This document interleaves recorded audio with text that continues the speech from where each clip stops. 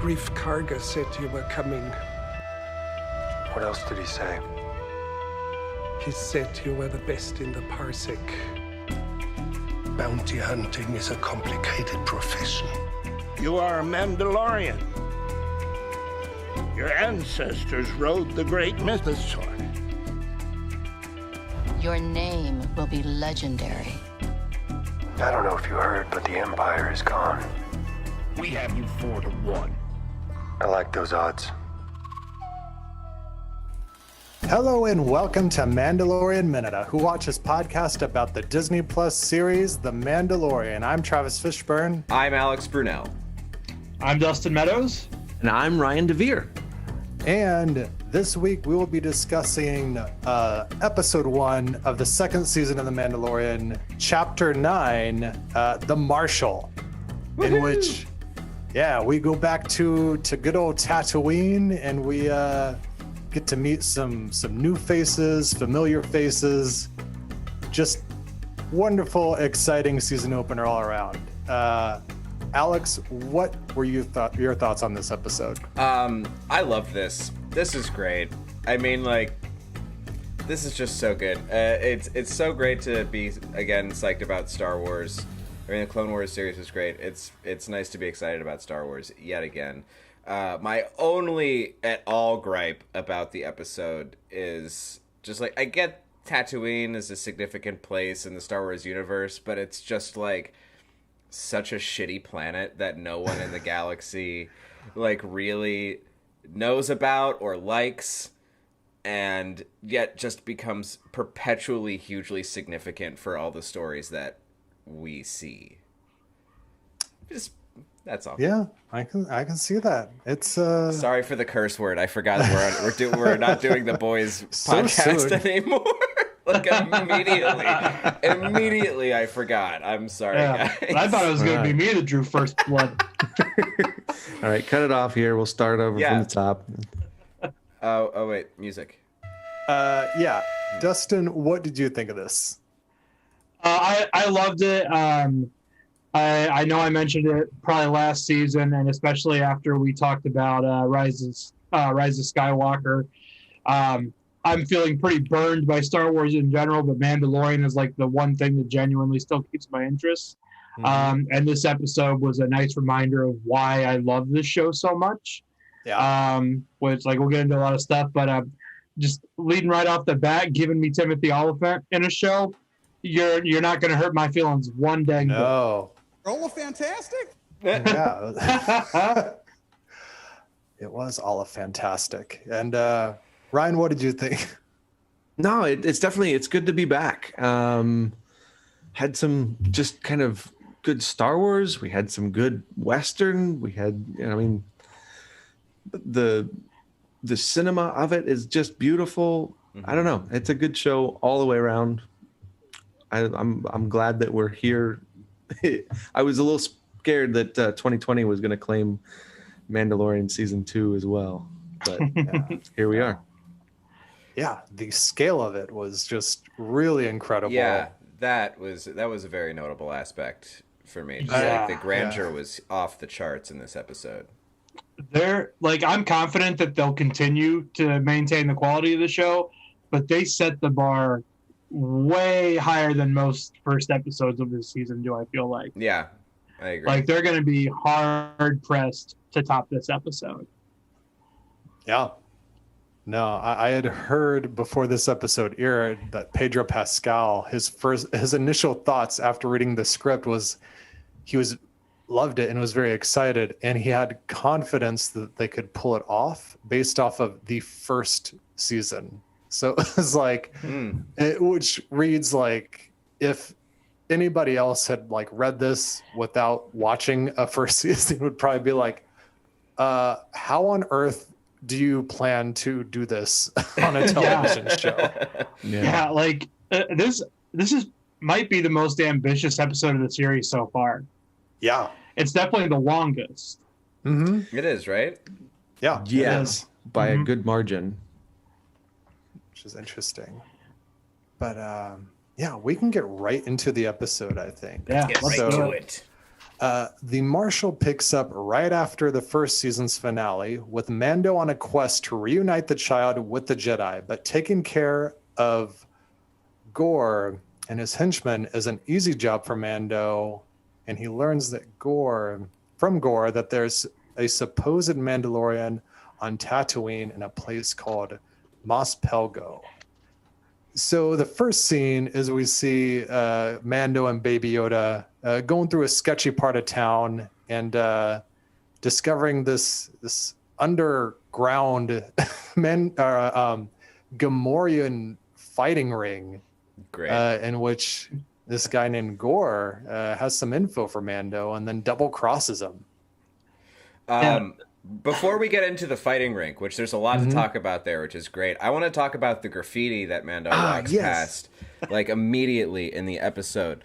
It seems to be, I mean, we seem to see like a lot of stormtroopers and clone troopers, but there's definitely C-3PO in there as well. Yes. There's also definitely some kind of version of Darth Vader in there as well. He kind of has like a mohawk thing, but the triangle mouth breather aspect is like very distinct on the drawing.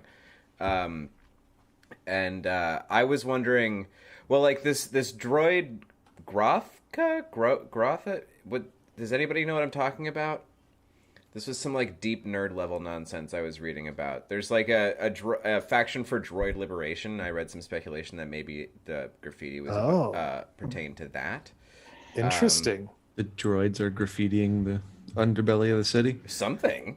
Or I was also thinking like, well, I wonder if it was some kind of like graffiti visual history of like the rebellion. You know, that's kind of what it maybe seemed like to me. Ryan, what did you think? I just think I was just taken aback. I was like, oh, graffiti in Star Wars. How does that work? Do they have spray cans? They got They something. do. Sabine and Rebels. That's true. Oh yeah. But like, then the stuff that you were pointing out, Alex, is like, it raises the question of like, these are probably just visual Easter eggs. Right. But I'm still coming off of like last year's Watchmen. And I'm like, everything meant something. What does this mean? Right. But no, just great set dressing. Like, yeah. So yeah, so Gamorrean fighting. We can chat about that now. I just want to talk about that graffiti. Well, there's another visual thing we can talk about, Alex, which I made a little graphic for, which was the creatures that their eyes glow red in the dark, and it's this great practical looking thing, and it reminded me a lot of the aliens in Attack the Block. Yeah, I got that vibe a lot too, for sure. Yeah, these things, are these the Mastiffs? Or are these a different creature? No. Okay. Yeah, the Mastiffs are what the Tusken Raiders, their dogs. Right. Okay, so these are different, weird. We don't even know what they are. They're just red eyes, and they're super. I have no idea what they look like. Great. And we got the Gamorreans with vibro axes. That's some great. real fit Gamorreans. Yeah. It's really, it really puts it into perspective, like the quality of beings that Jabba's palace was hiring. Yeah, I was thinking that too. They're very cut, these Gamorreans.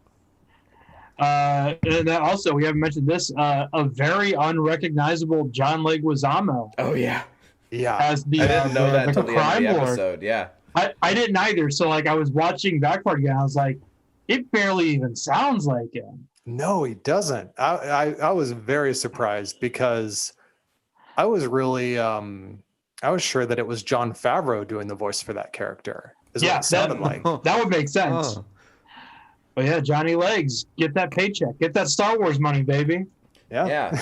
Spawn the movies, John Leguizamo. The best John Leguizamo. The thing that Mandalorian does, and I know I've mentioned this before, is like I feel like the original Star Wars universe gives us so many cool ideas and already like amazing creatures and aliens, and then they never do a lot with them. Yeah. And so like something as simple as like, what if there was an underground fighting ring with the pig guards from Jedi? Right. Like it's just like this simple little thing, and like all these amazing ideas and then later we'll see the creatures that have been mentioned, like just all these cool ideas already Right. there, and I don't understand why the movies don't go there, but that's one of the things I love about Mandalorian is it says we've got all this cool stuff in the toy box already. Let's Right. take some of this out and play with these things. And they Yeah, do a little of both in this scene. Oh, I'm sorry, Ryan. I was just gonna say, I mean, I feel like that's what Mandalorian is from the get-go. Is like Absolutely. the whole concept of the Mandalorians themselves is second only to the Jedi, right? Mhm. And so like you have the movies that follow the Jedi, and then you have this that's like, all right, now we get to explore everything else that's interesting about Star Wars. Yeah. No, I love that. And like just with regard to just like exploring species and stuff, there's like a little bit of both minds in that scene. So there's a bunch of new alien species that we see like in the crowd, but then there's what's Darth Maul's species? There's one of those guys. Zabraks. Yeah, There's two of them. There's two Zabraks that Mando takes care of, and Gore himself. I don't know the species name, but we see one of them. Abyssin. The Abyssin, right? Yeah. That we see Is in a the Cantina character from A New Hope. Yeah. So like, I love that stuff. That stuff is so great. And like and back to the first season, like Nick Nolte's character being an Ugnaught. Oh yeah. It's like, Yeah. you know, I'm sure you guys covered that, but R.I.P. Quill. yeah, Quill. Oh, Yeah. all we're really missing is Bothans. We've So still never really species seen that- Bothans. And Don't know what Bothans they are. in the extended universe in the old Legends comics, they looked weird. Yeah, we gotta get those in there somewhere. Right? I mean, we're only one episode in. Maybe we'll see him before the end of the season. Maybe we've seen be them into and it. we don't know that we've seen them because That's true. That could be they're true. Bothans. Yoda species They're has been good at Bothans the whole spying. time. Maybe they're being more careful since so many of them have died bringing information. We've been thinned out. Yeah. No, another thing we saw creature-wise in this scene was we saw Constable Zuvio. Which Did we? Who's that? yes, The deleted character that got an action figure? That guy? yes. What? Wow, I did not send you the visual for that, but yeah, Constable Zuvio's he's there. You can't see his eyes the way you can with the action figure, Oh, but damn. the very distinct hat of Constable Zuvio is there. Oh, I kind of remember that now. What was he cut from 7? Was he cut from Force Awakens? Yeah. Okay. Yeah, That's Constable funny. Zuvio. You can still find him at your local Target. The Prince Yeah, Shizor I was toy just of thinking, that where can I movie. find my Constable Zuvio figure? Yeah. Anyway, Value for that is going to skyrocket after this episode. There's been a Mandalorian toy on the shelves for 5 years, guys. But that's, I mean, once again, this is what Mandalorian does really well. Last season, for the season finale, we got the transport truck. Yeah, Oh, yeah. It's had a toy, right? Oh, and Like, it does that in other places in this episode too. yeah. We got more of it. Well, yeah. Keep it coming. It's great. Like it's a good time to be a Star Wars fan. yeah. So yeah, then Gore double crosses Mando and he takes him out and executes him in a very Punisher-like way. I think. Yeah, I Well, promise you won't die by leaves him- my hand. Leaves him to be executed by what I assume are just some pitch black creatures or whatever. Since Yeah. he shoots out the light and then leaves him hanging from it. Yeah. The red-eyed spookies. Yeah. The red-eyed spookies. Yeah, That's going to be in Wikipedia. I used to play bass for the red-eyed spookies. So do you Solid think band that name. this is going to come back to haunt Mandalorian at some point? That his moral ambiguity maybe is either just being observed by the child or Oh, that's true. Yeah, I mean, he- he did seem a little bit judgy when they were in the Gamorrean ring.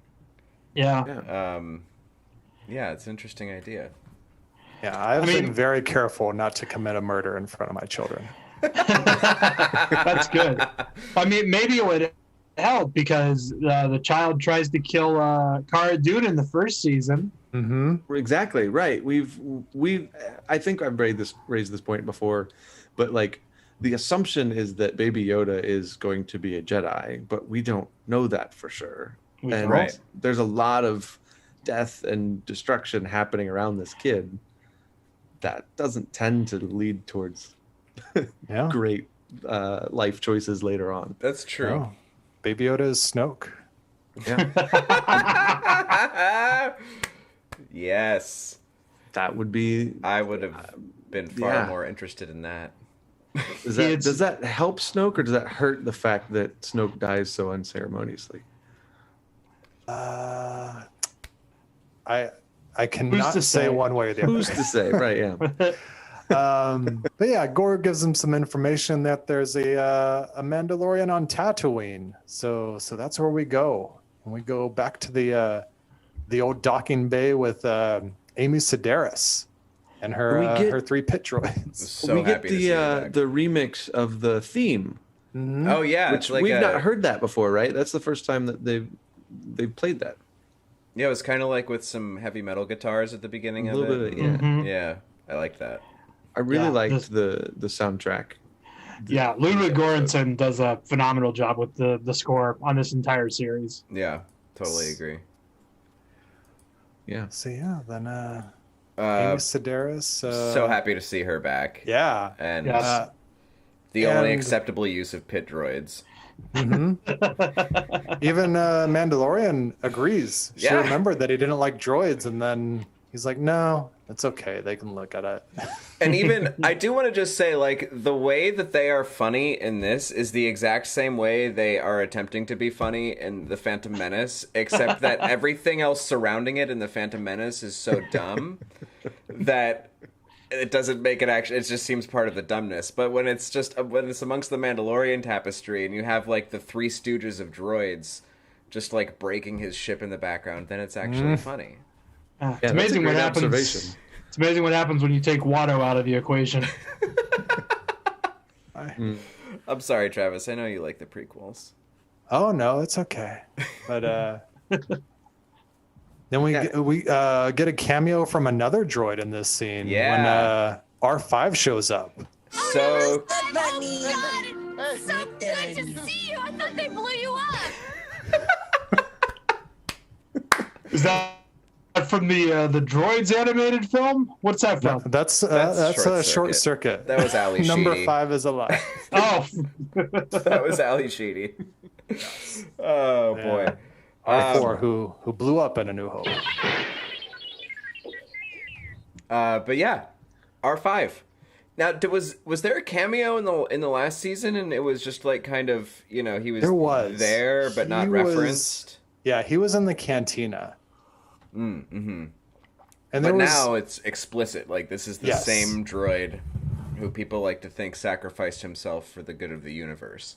they even like lingered on the shot at the top of his dome there, Yeah. where the explosion They happened. did, yeah. They made it very clear Yeah. to all the people who didn't watch Disney Gallery: The Mandalorian.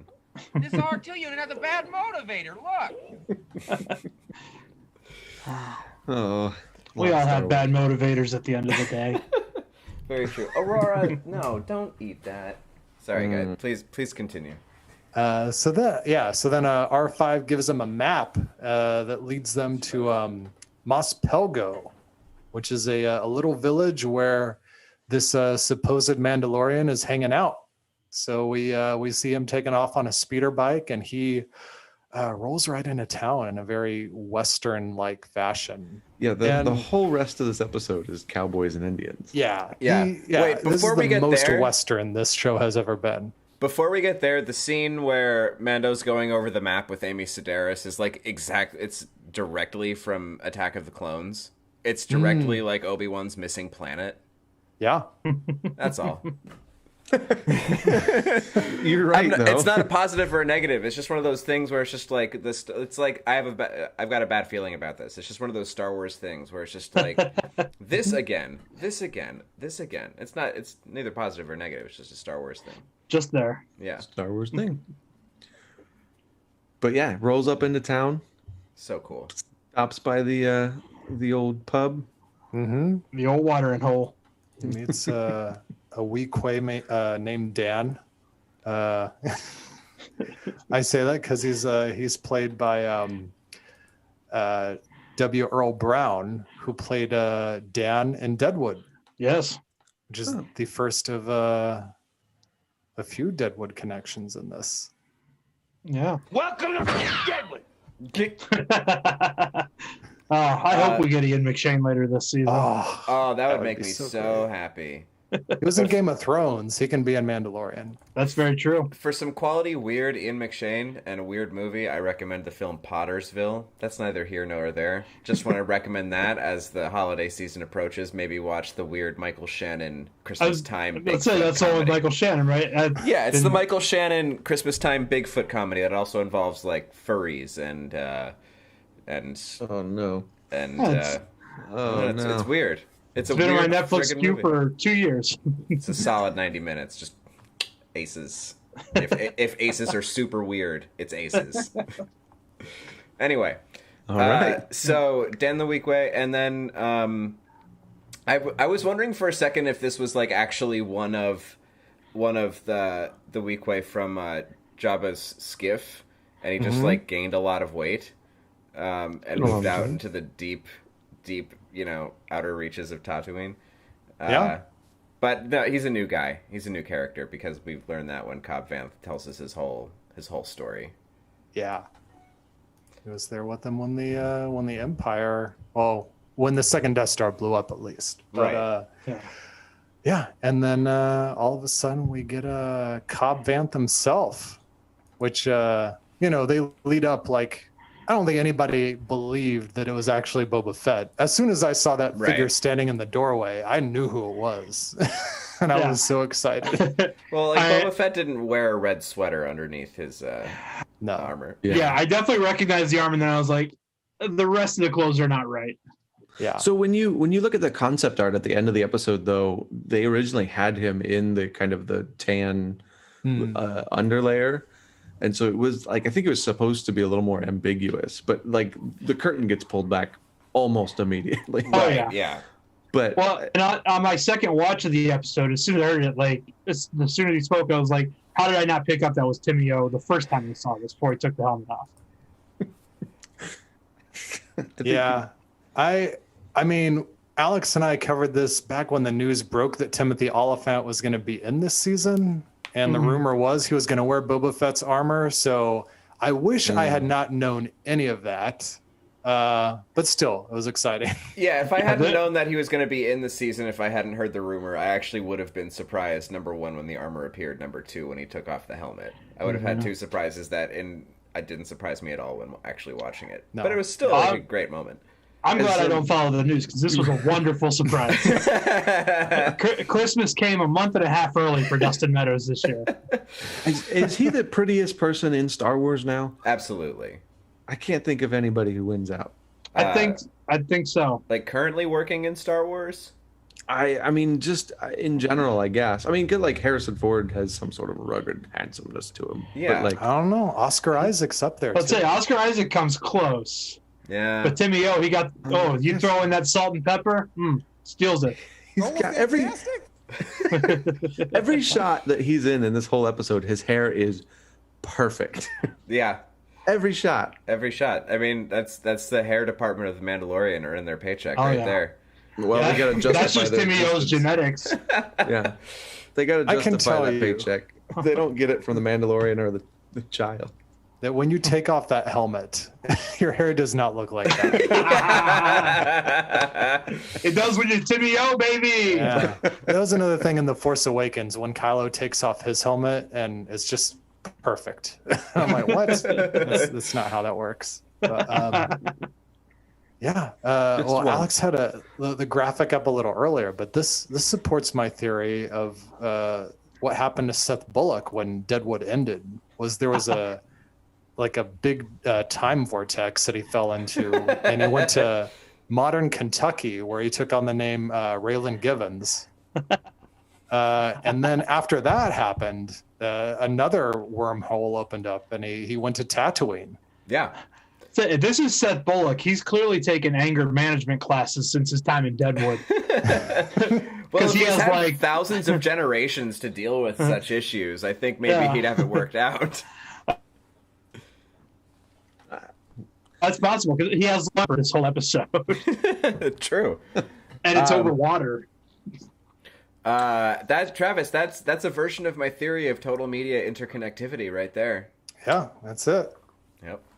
Ryan, that's a theory I have where every actor only ever plays one character, and everything they appear in is that character somehow in a different timeline or different space or something, but all media is connected. That's the theory of total media interconnectivity. No, I like it. It doesn't hold up, but when it's fun, it's fun. It sounds fun. Yeah, It's like the theory that like every Pixar film is in the same world, universe. but everything. Right. But everything, yeah. Those are in the same world as Star Wars and Star Trek and Alien. Gotcha. So what do you do with something like Looper, where you've got Bruce Willis and John McClane gets into some wacky stuff when he retires. I see. He meets Timothy Oliphant, apparently. There you go. So yeah, this scene. What happens in the scene, Travis? Well, they're about to have a standoff, and then all of a sudden they're interrupted by a Krayt Dragon, the biggest Krayt Dragon you've ever seen, and the only one we've ever seen. The only Krayt Dragon I've ever seen. Because we've not seen one in the flesh yet.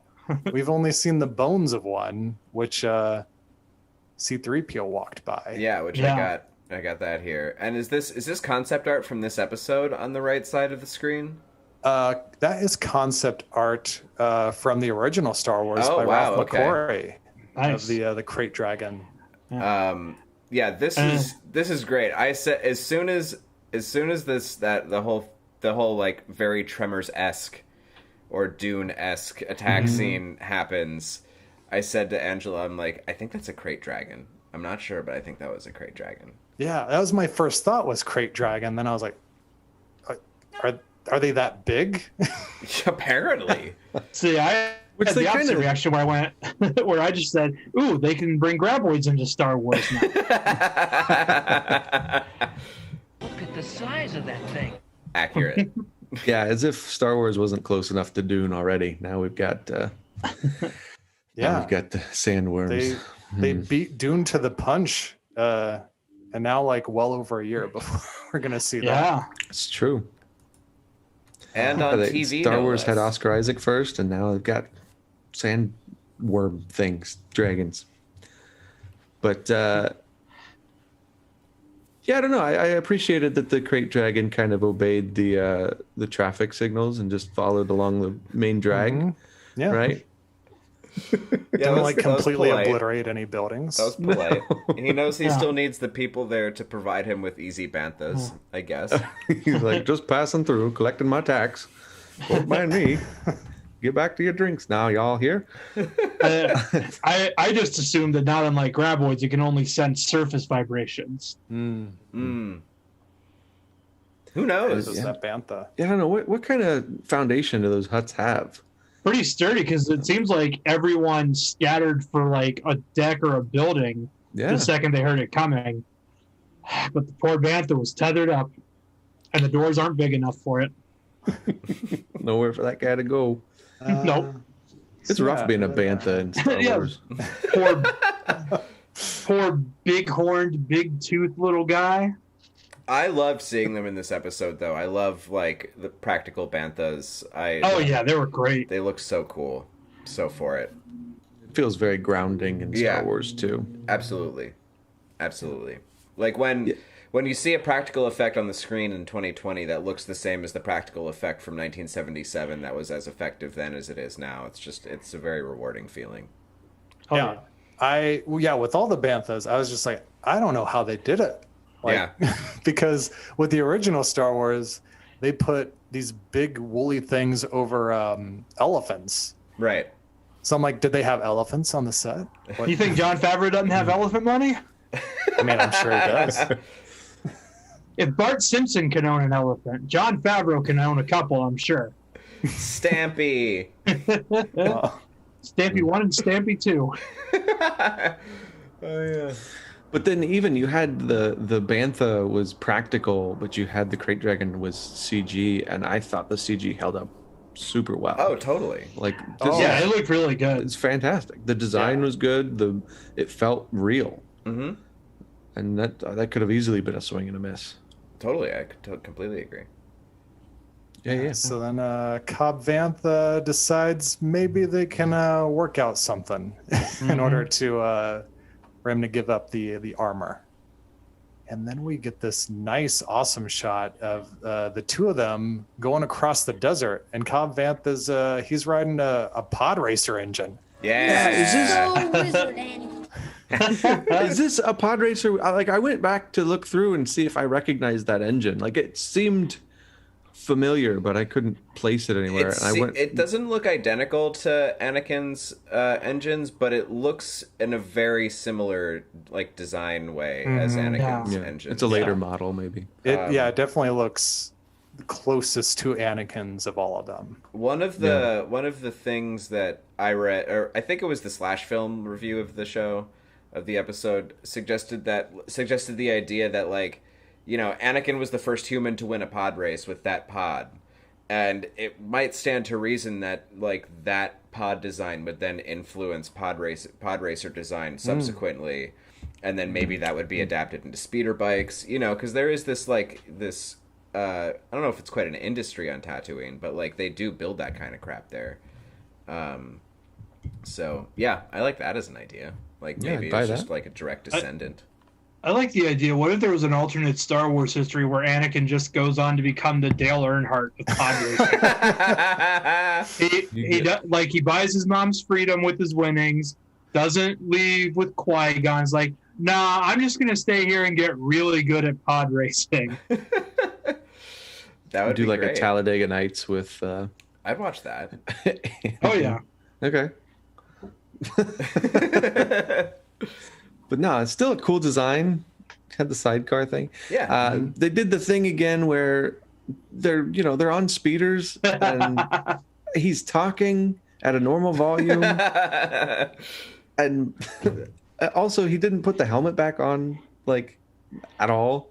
No, he's too good looking for that. He's too good looking. He didn't sign up for the Pedro Pascal thing. He didn't sign up like Pedro did. He signed up. Yeah, he's not a Mandalorian. We can see his face. Yeah, he signed up to be a face. featured guest star. Yeah, which I don't know. That just throws me. There's a couple things in this episode that's like, that's not how sound works. But I get it. I thought about it for a second, but then it's like, you know what? Timmy O's just got such a commanding presence. He can just project really well. He looks pretty on a sunset. That's true. They wanted gorgeous. This is just, very much like in a Western where two riders are, on some kind of a mission and they're on horseback and can easily have that kind of a conversation because then he goes into his background where he talks about how he was there and they were all watching the HoloNet when the second Death Star blew up, and then things took a bad turn, and he took a Camtono and was able to take the contents of that Camtono and trade it to the Jawas for the armor, which is I didn't bring this up when we talked about Cobb Vanth's introduction, but the character of Cobb Vanth was introduced in the Aftermath book, which is I was reading about that. Yeah, yeah, the first book that is canon and took place after Return of the Jedi. So there's like a little excerpt where you find out about this sheriff of this small town that's wearing what can only be described as Boba Fett's armor that he got from some Jawas. I loved this sequence. This was really fun. It was like also kind of like it was very tropey. It was a very tropey like flashback narrative, like whatever. But like I was just so visually into it that I didn't really care. I love give me more like really high production value synopses of major events in Star Wars history. Like it's the interior of the Sandcrawler was really cool to see again in a kind of modernized way. Yeah. But both times they brought a Sandcrawler into the picture, it's been a blast. Yeah, love it.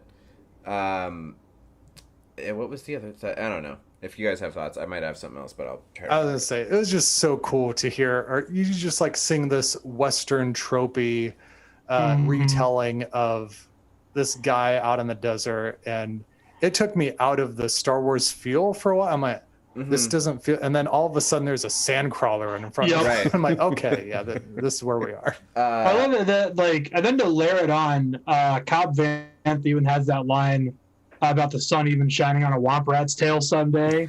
I was like, way to take a cowboy expression and make it a Star Wars one. There you go. It was pretty good.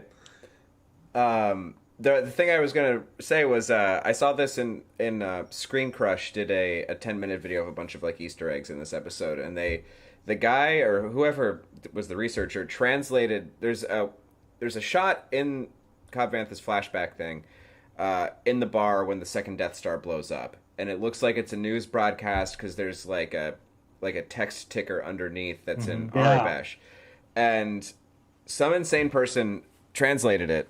You know, just because Arabesh is 1-to-1 to English, and it's the opening crawl to Return of the Jedi. That's what that text is.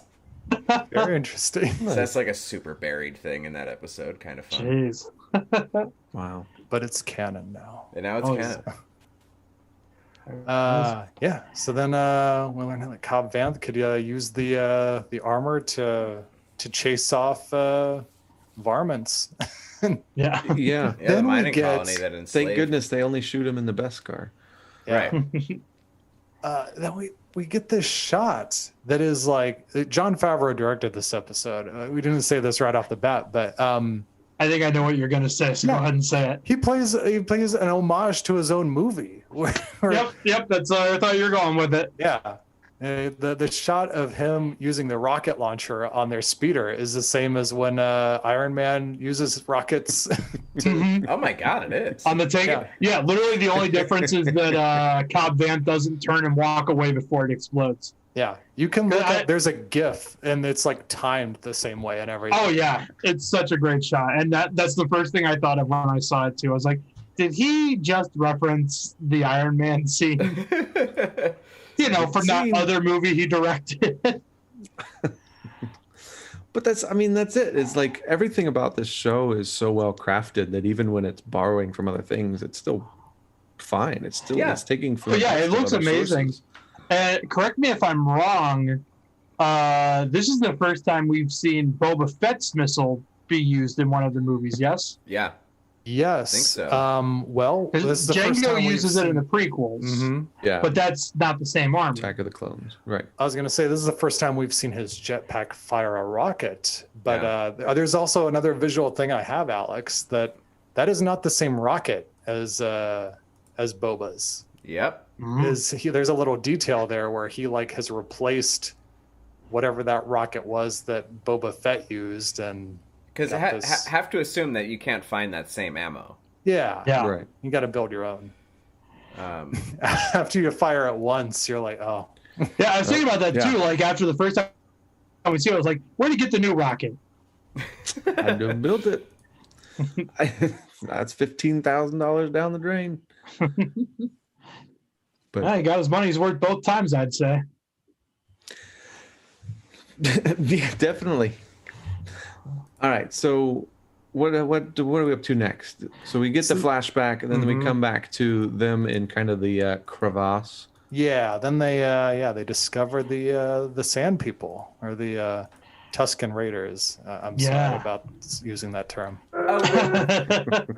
But there was a scene earlier when Mando's on his way to Mos Pelgo, where he stops off and just like has dinner with Tusken Raiders. Which is a great way to set that up later. So that was so great because like I totally bought it just as a thing. Like I would see him doing that. Yeah, and then it becomes significant in the same episode, and it didn't feel like an obvious setup. It was really well done. I like that a lot. Yeah, I love the Tusken Raider stuff in this episode. So it was really well done. So much. Yeah, because it's established in the previous Tatooine episode that he knows how to communicate with them. Right.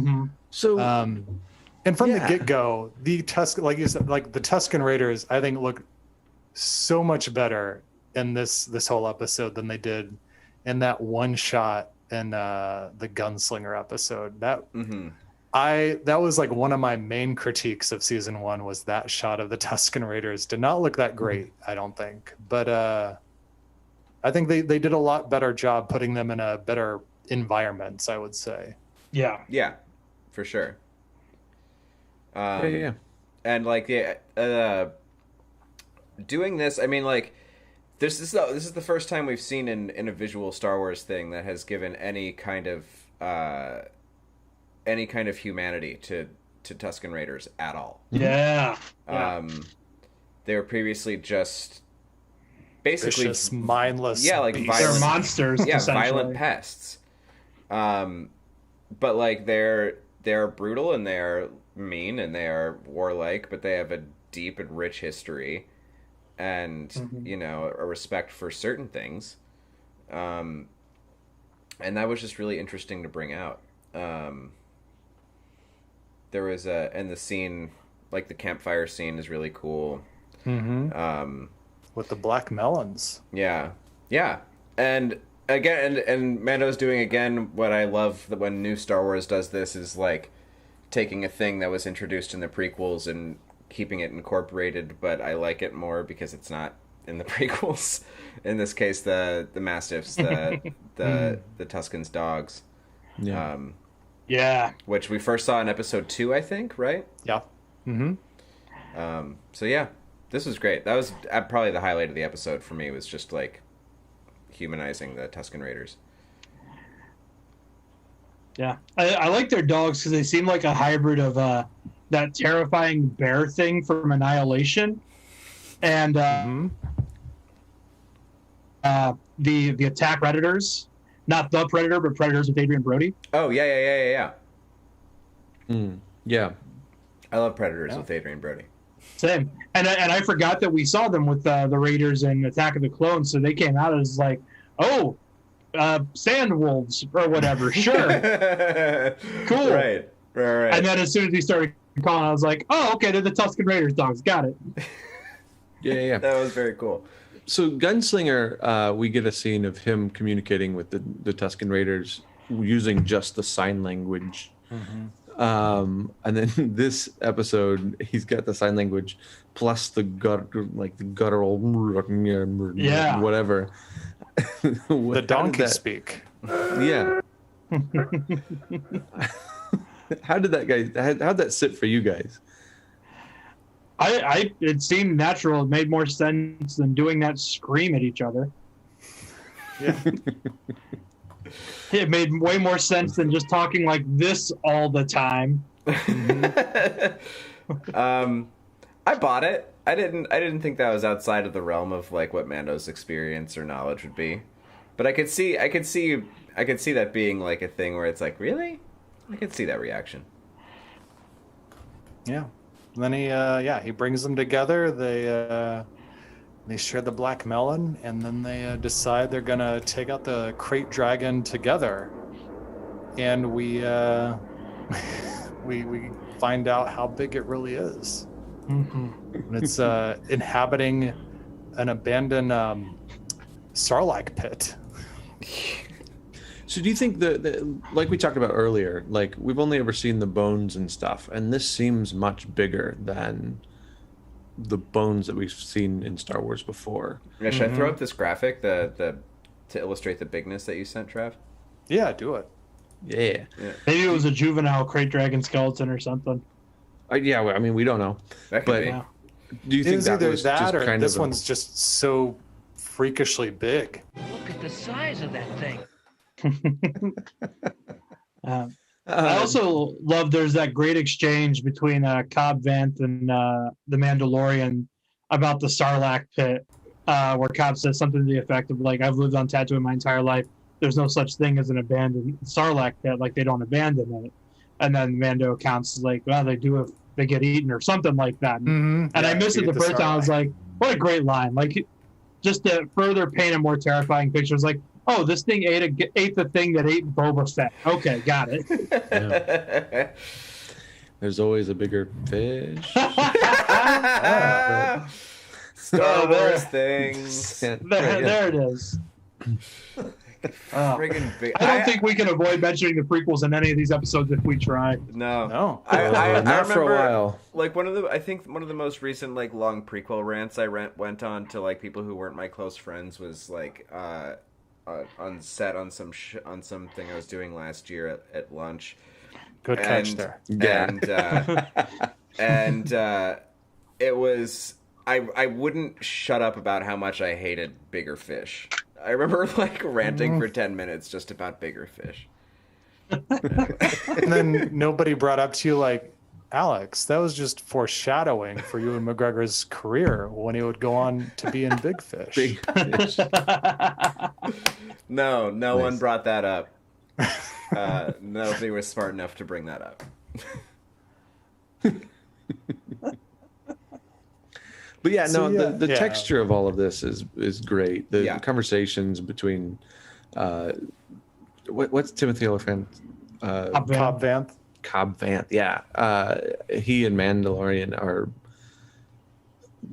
There's just all these little comments about like that's not to scale, and it's like I think it is. Like they just have this nice chemistry going on. Rapport, yeah. I would watch a spin-off buddy series or even a Cobb Vanth series with Timmy O. Mm-hmm.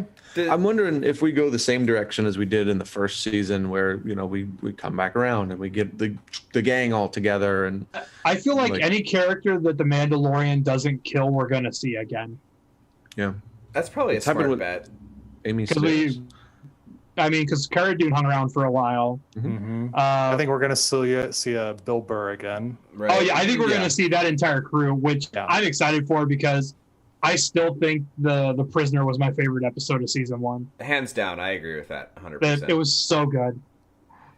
Does anybody else feel like if for those who remember this character, does anybody else feel like if they had kept the Legends canon that this character that Cobb Vanth would have been Dash Rendar? Anybody else think that? I was gonna say something earlier. I was like, when I knew about heard about Timmy O, I was like, I would love to see him as Dash Rendar, but seeing him in this episode, I was like, I'm okay with it not being Dash Rendar, even though it's kind of still Dash Rendar. Yeah, totally.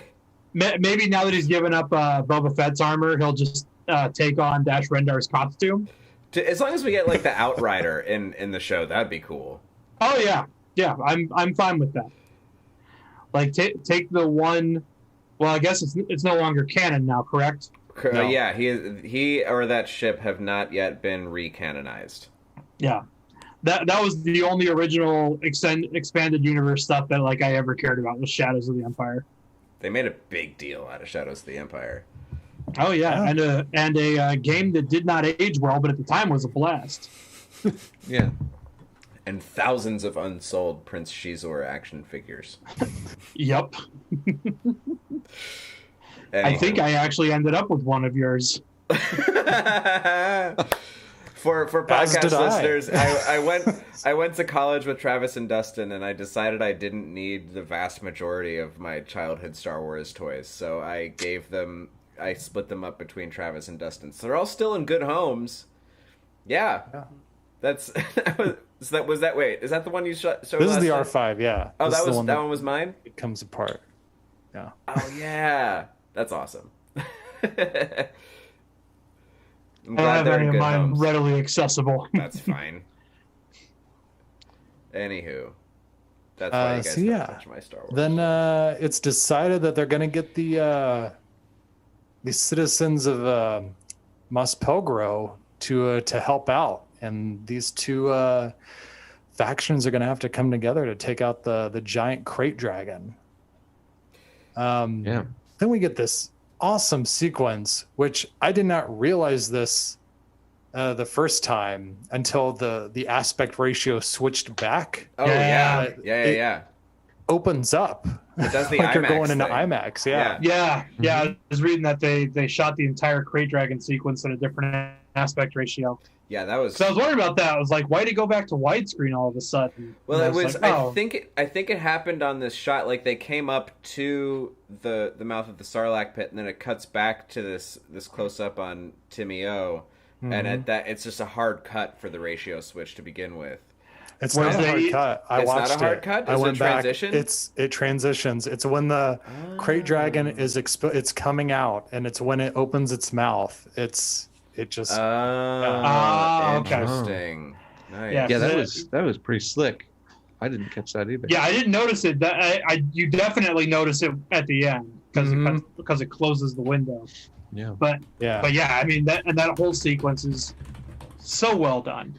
Like, it's a great action sequence. It's a really fun action sequence. There's a lot of beats. Like, it's really well paced. It's really well structured. That thing can burrow its way through a friggin' mountain. Oh yeah, and then turn into the acid spitting thing from Starship Troopers too. Dude, the fact that it spit acid and it was being strategic about like launching its acid from the top of the mountain for like maximum effectiveness. I'm like, this is awesome. I didn't know they were battling a smart, huge killer monster. Yeah. Yeah. No, I was really, really surprised.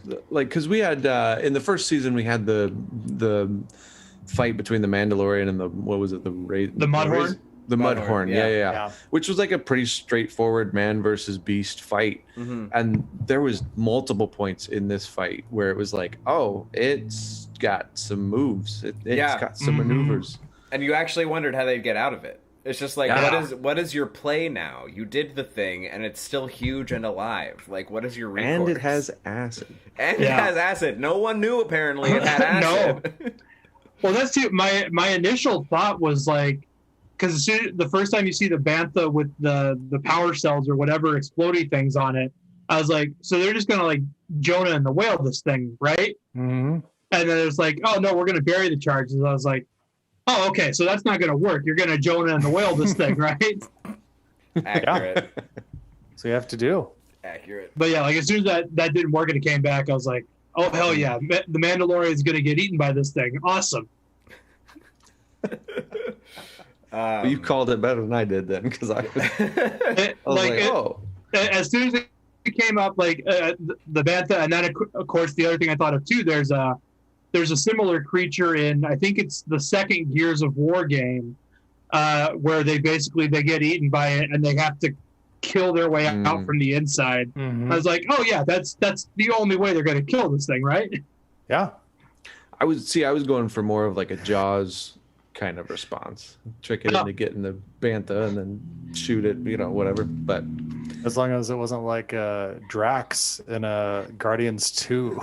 Just stabbing his leg. I mean, it would have been great if after he blew it up, like Dave Bautista was just hanging out in there. It'd be a cameo I'd take. Yeah. There's like that one shot where, like you said, it's up on the mountain and they fly the jetpacks up there. Yeah. Again, was cool to see. I mean, also because Mando uses the same trick to make Cobb launch, just like Han does. Where that's a design flaw there. You just like broadly smack the back of the jetpack and it activates it. Yeah, but not before he just goes Boba Fett. Wham! You got taken out by a handle. That was such a blatant reference. It landed so well. It was so good. But at the same time, it was like, how does he know about that? I don't know. He just got his jetpack. He didn't have that before.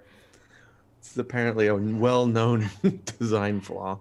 Yeah. With that model, at least. Yeah. I think everybody knows the legend of the time Boba Fett went out like a punk. The Mandalorians tell the tale. It was like, yeah, this poser that took our armor.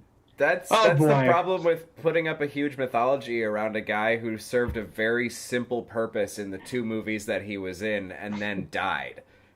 Yeah. What did he do? Oh, he shot an arm dart around somebody once? Okay. Great. Yeah. I mean, but there's this like awesome shot where the Krayt Dragon's up on the mountain and they're there to the side of it and they're looking at it, and like you said, Ryan, the CGI on it, I'm like, this is cinema level. I would not have thought this is on TV. It's the design of it. We've never seen a Krayt Dragon before, right? It's not in any of the other. No, yeah. And so, like the amount of effort that went into making it, I don't know. I was just really thoroughly impressed with how well that pile of bones came to life. Yeah, for sure. Yeah. And then the post-death version was awesome when they're hacking out like all the meat from it. Yeah, and it's just like practical effects, big man. practical like gooey friggin' mess. And they found a Krayt Dragon pearl. Yeah, which is apparently a super notable thing in like old Legends, like Star video Wars stories. games and all sorts of stuff. Yeah, so like that's a cool thing to come back. You know, an inconsequential piece of previous Star Wars mythology that's now back in the mix. Yeah, yeah. There's also there's a book called Kenobi by John Jackson Miller, which most people have thought like, the Kenobi series is going to be similar to, it could be similar to this, but it tells the story of Kenobi on Tatooine. And there's a kind of a main plot in there of Kenobi helping the Tusken Raiders take out a Krayt Dragon. Oh, interesting. Yeah. Well, they did it on a different show, so he's got to do something else now. Oh, also, the Krayt Dragon did not sound like this in the show. Oh, God. Don't think I didn't note that. Yep. I was thinking too, I was like, that doesn't sound like the noise Obi-Wan makes in A New Hope. Here's the original. Yeah. And that's the sound that it makes in this episode, not the sound that it was altered to make in the 2004 DVD release. Mm-hmm. Yeah. It did it change again in the Blu-ray version? That is the Blu-ray version. The DVD one or the special edition one you're thinking of is like a whistle kind of. I don't have that sound on me. Oh, right. But it's like this. And it's like that. What? Which edition is the Krayt Dragon called? Just Obi-Wan going McClunky? That'll be released. That's yet to come out. George hasn't released the full McClunky cut. It's just where McClunky is in every scene. I've got a bad McClunky about this. I'm just picturing a version of Star Wars that's just like that one scene in Being John Malkovich where everyone can only say Malkovich, but they can only say McClunky. The original name of the Millennium Falcon, I think, was McClunky. McClunky. You haven't heard of the McClunky? The McClunky, the McClunky, the McClunky, and the McClunky parsecs? Do you think that might have been maybe like, let's say like Rick McCallum and George were having a meeting over like one of the scripts when they was doing the prequels, and maybe Rick said like, hey George, this is some of this dialogue, it's kind of, and he didn't want to say clunky, he's like McClunky, and then George got so upset that he decided, you know what, Rick, I'm gonna use that term and I'm gonna put it in your favorite movie. I'm reclaiming it. I hate McClunky. It's coarse and rough and it gets everywhere. Only McClunky deals in absolutes. Yeah. So you may have a seat, but we do not grant you the rank of McClunky.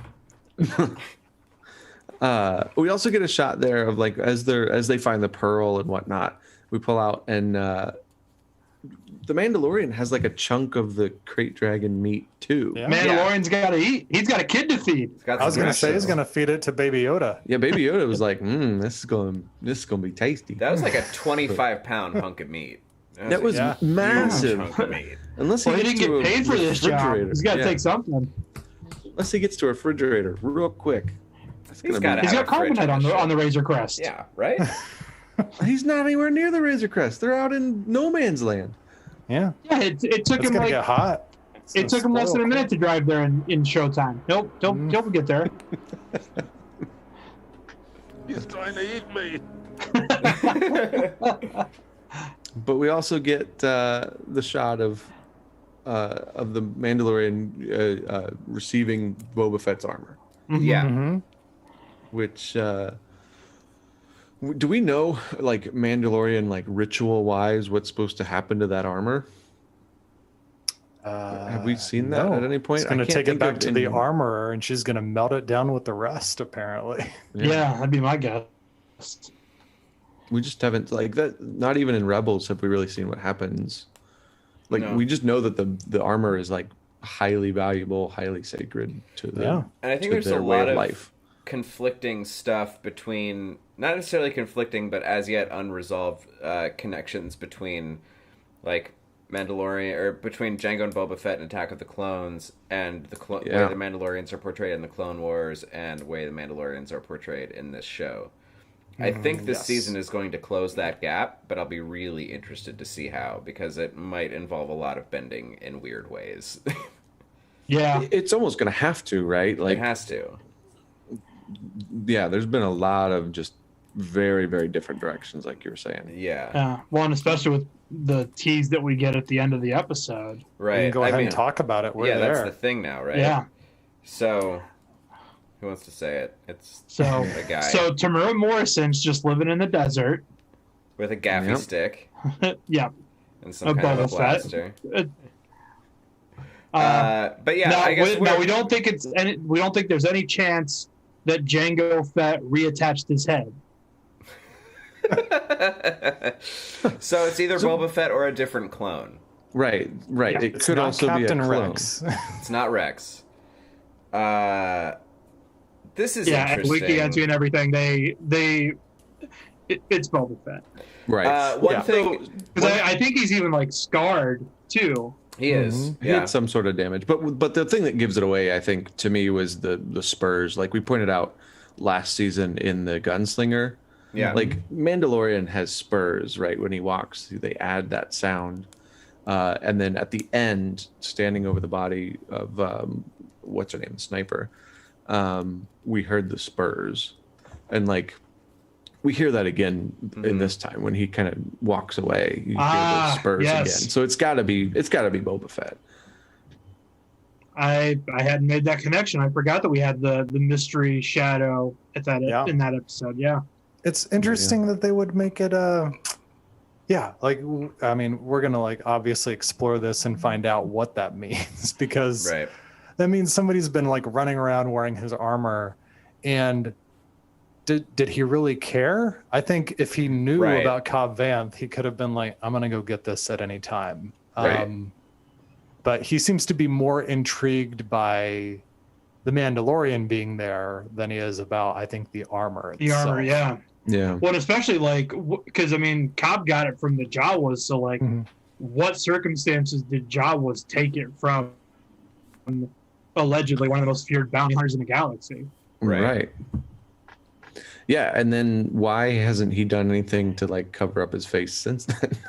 Like, presumably, he's been on the planet for a couple years free. He could. They didn't show the shot of him putting the Tusken Raider helmet on. What? Wait, what? I mean, because he's wearing like their robes. Right. Yeah, not true. You kind of assume he's disguised as masquerading. Yeah. Maybe, okay. I guess I didn't make that connection, but it's possible he's just masquerading. Because he's got a gaffy stick and he's got their rifle. Yeah, that makes sense. There is also the idea that Jango Fett and Boba Fett were not Mandalorians, that they took the armor and used it for their own means as just independent bounty hunters. Yeah, that's George Cannon. So, yeah, right? That's from the Clone Wars series. Yeah. Which may or may not be true. Like that, the guy who said that could be an unreliable narrator. Like, there's always that possibility. But if that's the case, that would account for why he's not concerned about like necessarily having the helmet, having it the face removed, covering, blah blah blah. Yeah. Yeah, that's definitely the theory that I like to subscribe to. That he's not a true Mandalorian. Yeah, because it would also make sense why his reputation literally precedes him. Because everybody just assumes that if he has the armor, he either is a Mandalorian or he killed a Mandalorian. Both of which are pretty badass things to be or do. Yeah.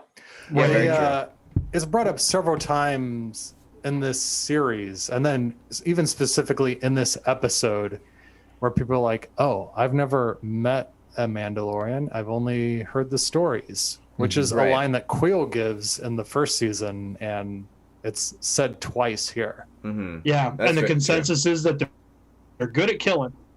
Right. Every time, yeah. Yeah. So, how do you guys feel about the idea that Boba Fett is in this show now? It was, I think, kind of inevitable. Yeah, some sort of Star Wars something, he was going to show up. Truthfully, with the quality of the writing and the direction and the attention to detail of this show, I am willing to let them do literally anything and give them the benefit of the doubt. That's a fair point. I think that's the only reason why I don't take that as a fault for where the show is going. Like, everything so far has been so good. Is Favreau the official showrunner? Yeah, I think so, it's yeah. Favreau and Filoni, I think. Okay, so, and both of them, they can handle have already worked in this universe. So, clearly their attention to detail. I meant to mention it earlier when we see the Tusken Raiders, they're marching single file, which is a little thing, but that's if you're a nerd about this shit like we are, it's a great little thing that they throw in to remind you is yes, we pay attention to all these things and none of the details are inconsequential. Right. Well, so like we have already talked about before, not only just the cursory stuff, they added what's his name, Captain something or other that was in the Gamorrean fight. He got cut from Constable Zuvio. Constable yeah. Constable Zohan. They're in deep in Star Wars lore. They know the ins and outs of what's going on. No, it's true. And I mean, if there's anyone who could make me actually care about Boba Fett as a character, because again, I find him very thin and kind of uninteresting. He's just a guy that's menacing in those moments, and the greater mythology around him I never really cared so much for. But also I thought that Darth Maul was literally the worst villain ever put forward in Star Wars.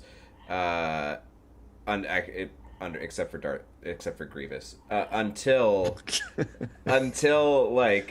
Clone Wars, which just did such cool things with Maul, which I think I don't know if Dustin and Ryan, if you guys are up on it, so I won't go into spoilers, but just so freaking cool that I'll trust Filoni to give me some Boba Fett that I give a crap about. But I mean, all this does is confirm to me that Captain Phasma is still alive. All right, that's a thing. Captain Phasma. You think we're gonna get the Captain Phasma origin story in Mandalorian season 3? It's gotta be, right? I mean, just keep moving on up the chain of discarded Star Wars characters. We're gonna get Sindel in season 7. Sindel's gonna come back with Wicked. Sindel's gonna be in her 70s. It's gonna be great. I will say now that Cobb Vanth doesn't have the armor, they need to give him a cowboy hat. Absolutely. Whatever the Star Wars version of a cowboy hat is. They just give him Dave Filoni's fedora. Nice little, wink, wink, nod, nod. No, Cad Bane's got that kind of cowboy hat, right? Oh, he does. Yeah. He's just got to get Cad Bane. He's got to kill Cad Bane and get his stuff. Oh, man. And his rocket boots. Is there any... So, wait, Cad Bane's still alive, right? As far as we know. We've never saw... Yeah, there was no resolution to him in Clone Wars, was there? No. He'd be an interesting character to bring in. Yeah. For, he would fit this narrative really, really well. Yeah. I just hadn't really even thought about that. I'd be into seeing a live action Cad Bane. I'd be into, because Cad Bane was not a character that I got much out of during the Clone Wars, so I'd like to see him again. And Ian McShane is Cad Bane. He could be Ian McBain. Welcome to Deadly. Yeah, and the greatest thing about this episode is that I have to assume eventually we're going to get a Cobb Vanth and Boba Fett armor figure. So now I have a reason to actually care about buying a Boba Fett anything ever again. Yeah, no, the instant I saw him, I'm like, oh my gosh. I'm I do kind of like Boba Fett's armor, but I'm so much more intrigued by this character wearing this armor than I ever was with just Boba Fett on his own. Yeah. Oh yeah, and even the way he wears it, it's just it's not like he's disrespectful of what he's wearing, but it's just 100% cowboy, which again is just another great casting choice with Timmy. Very Yeah. like Yeah. it looks like Clint Eastwood and Fistful of Dollars. Yeah, for sure. Has there been a miss at all for you Yeah, guys in the casting? Well, and that, I mean, Boba Fett essentially was supposed to be a man with no name to begin with, right? Yeah. So I can't think Yeah, of any makes sense. casting whiffs. I've loved like all the casting on this show. Yeah. yeah, it's been really good. Except for that guy in the Gunslinger, I didn't like that guy or that episode. Oh, The kid? Bobby Cannavale's Cannavale's kid? son, Yeah. yeah. Did not like that actor like at all. I thought he was okay solely because we didn't spend a lot of time with him. And he died. That was good. Yeah, I like that. He does. I think if we had to spend more time with him, I definitely would have gotten burnt out really quick. But no, really, the only miss, and it's not even a misstep. It's just something that I'm bummed about. Is that we're not going to get Werner Herzog anymore? Yeah. Yeah, that does, because what a great character. that set a pretty awesome tone for the first season. It is going to be weird to not have that as kind of an interesting grounding point. Well, now they just need to cast Crispin Glover. That's the only thing they can reasonably do. What was that? Yeah, You like- want Donald Glover and I would take Mandalorian? I would take more of Don Glover's Lando as well. No, but I said Crispin Glover. Yeah. Well, and the thing about Herzog too, I don't need to learn anything about his character. Like you True. could have him in another season. I could learn nothing as long as Herzog's there. I don't care at all. Just give me him politely asking to see the baby. That's all I need. Be quiet. So, what do you guys think of the hour-long format? Have they said anything? Is that going to be a constant, or was that just for the premiere? My guess is do not know. it was probably just for this episode because season 1 was all over the place with runtime. Yeah. Because it was typically I anywhere like between them. like 30 to 40-ish minutes, right? Mm-hmm. Yeah, I like them just using whatever time works best for the narrative, the telling that week. Yeah, same. Yeah, and I didn't feel like this was super long. The runtime of it felt comfortable. Yeah, it was paced very long. It's definitely, like we said, it's the longest episode they've done so far. But it was just, it's paced so well. It's interesting. There's no real lags or lulls in the storytelling. My guess is it probably needed to be this long out of necessity because we get a lot in this episode. Mm-hmm. Looks like the next episode is 40 minutes. Yeah. Cool. So that's kind of what I figured they'd do it as needed, which again, too, when you're doing shows for a streaming service, why chain yourself to a half hour or hour long format? Yeah. No, I totally agree. No, I think it is the best of both worlds as far as, and I know we've talked about this last year about release schedules and stuff, whether it's better to release it all at once or 1 week at a time. And I really feel like this is the best of both worlds, that you get it week by week, but it's also as long as it needs to tell the story that it needs to tell. Absolutely. After experiencing The Boys and The Mandalorian this way, this is so much better than shows just dropping all at once. Yes.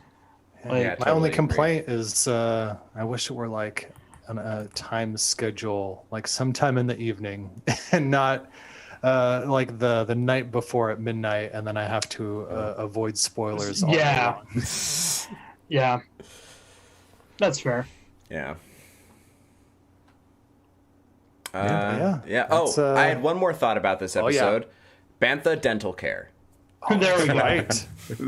Chisel thing. Gaffy sticks. A are gaffy used for stick that. poking a bantha in the mouth. I just love the idea that that the Tusken Raiders have thought to clean their bantha's teeth, which just implies a whole other hygienic routine that they must follow if they're cleaning their bantha's teeth. And I just like that one detail implies so much. That's the kind of shit that I really love. Oops, I cursed again. Man. I'm sorry. Can you imagine shampooing a bantha? No, I cannot. Oh. But That's a lot of shampoo. I imagine it now, and yes, that is very soapy.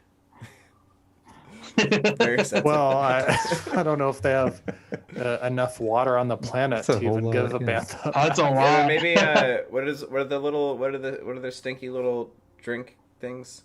the something melons. The black melons. Oh, the black melons. Black melons. Black melon baths. There you go. Black melon bath bombs. Yeah, there you go.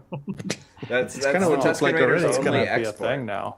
Alex, you might have mentioned this sure. already. Before we started, you said the Bantha Dental Care was your second favorite thing this episode. Oh, it was the graffiti. The graffiti was my first favorite. The- thing of the okay, episode. okay, I thought cool. the Oh, wow. graffiti was so damn cool. I mean, just like in Okay. terms of like design, world building stuff, like I thought that was like just so freaking cool. I like just visually. My real favorite part of the episode was the Tusken Raiders. Everything. I thought it was great. And just in case anyone forgot, my favorite part was still Timothy Oliphant. Just all of it, yeah.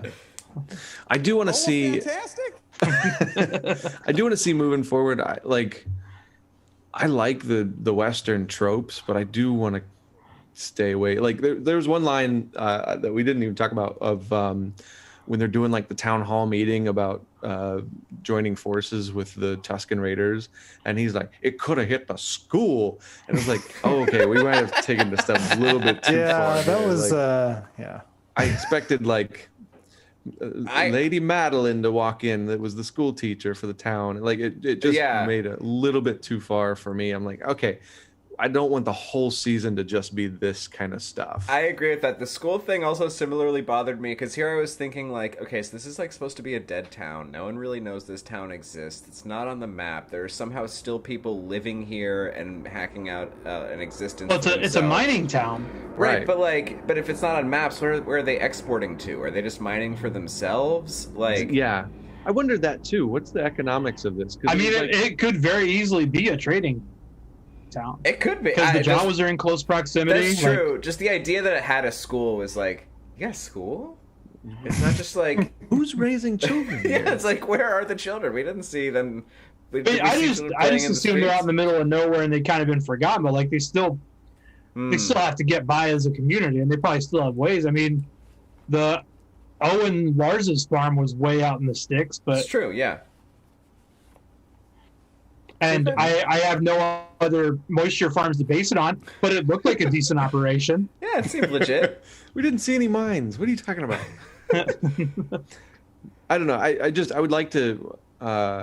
I'd like the balance of like Western and sci-fi. I want to spend some time in space and exploring Sure, new yeah. worlds. Oh, and yeah. stuff. Like Yeah, I agree with that for sure.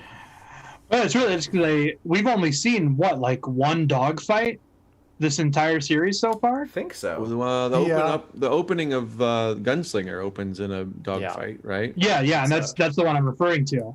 I think that's it. And that's about all we see. Like everything else is like typically down planet side stuff. Mm-hmm. Yeah, we'll see something. I based on the trailer, I think that the Razor Crest sees some action. Oh, yeah. Mm-hmm. But I just want to see the Prison Break gang again. I think we gotta will see him this season. Oh yeah. So that is chapter 9 of the Mandalorian. And next week we are going to be coming back for chapter 10, episode title unknown, because they're real secretive, and that's okay. Yeah. Actually, even like with this episode, as soon as I saw it was called The Marshal, knowing what I had already known about Timothy Oliphant, I kind of started putting it together. Episode 10, Cobb Vanth gets the Spurs. So until next week, Ryan, where can people find more of your work?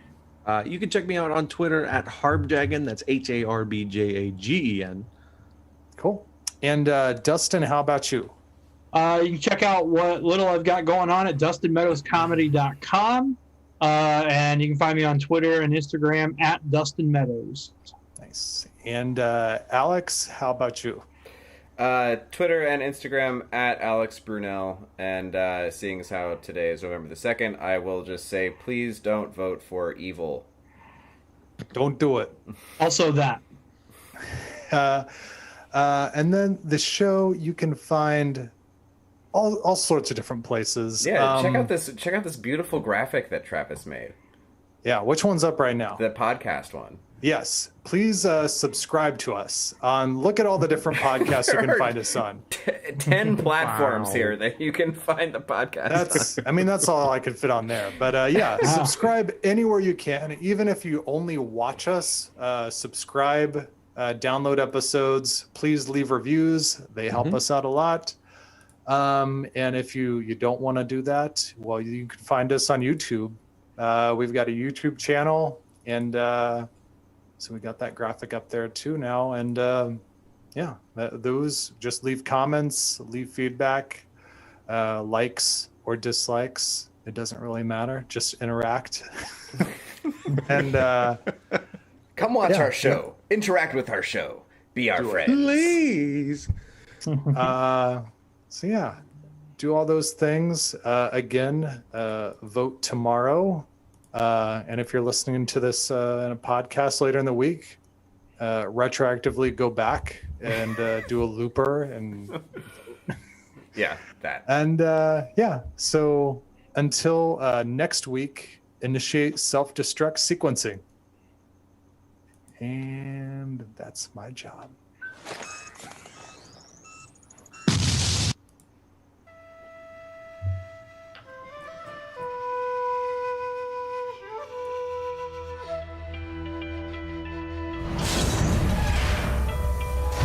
Grief Karga said you were coming. What else did he say? He said you were the best in the parsec. Bounty hunting is a complicated profession. You are a Mandalorian. Your ancestors rode the great mythosaur. Your name will be legendary. I don't know if you heard, but the Empire is gone. We have you 4-1. I like those odds.